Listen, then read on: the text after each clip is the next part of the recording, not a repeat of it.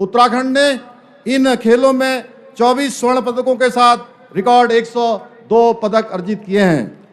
इन परिणामों से हमारे युवा खिलाड़ियों को प्रेरणा मिलेगी।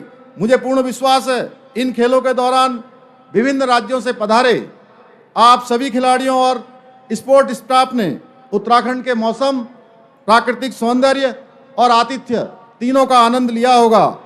कि देवभूमि अब खेल भूमि बन गई।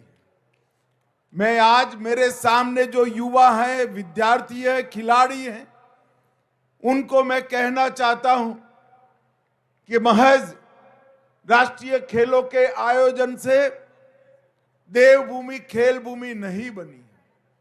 धामी जी ने हर जिले में खेलों के इंफ्रास्ट्रक्चर को बढ़ावा दिया और सबसे बड़ी बात है कि धामी जी ने 21वें स्थान पर से देश के खेलों के नक्शे पर हमारी देवभूमि को 7वें स्थान पर लाने का पुरुषार्थ किया। और ये विजेता खिलाड़ी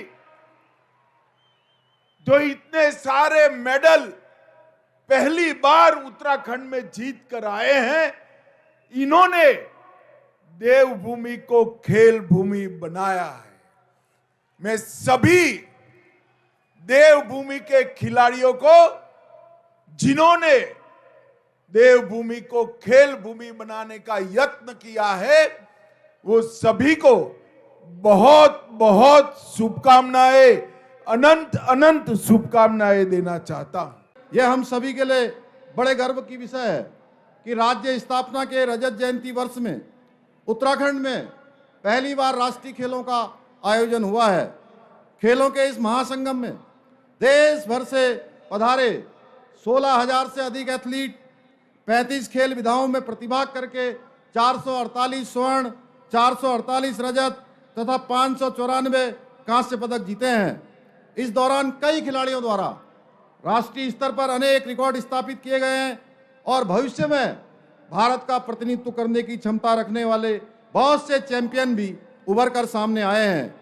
इस बार के राष्ट्रीय खेलों का आयोजन कई मामलों में विशिष्ट रहा है।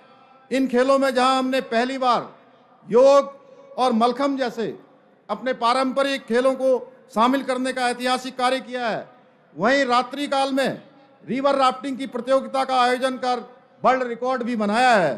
कि जब से यहां से खेल शुरू हुआ तब से सर्वदूर देश में हर जगह से उत्तराखंड की वाहवाही, उत्तराखंड के लिए अच्छी व्यवस्था के गुणगान पूरे देश आज गा रहा है।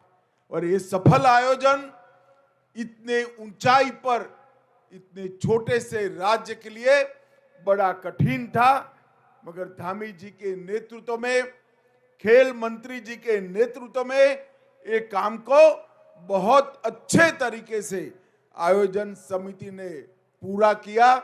मैं सभी को बहुत बहुत बधाई देना चाहता हूं। आदरणीय गृह मंत्री जी, उत्तराखंड में समान नागरिक संहिता लागू होने के बाद आपका उत्तराखंड में पहला आगमन है।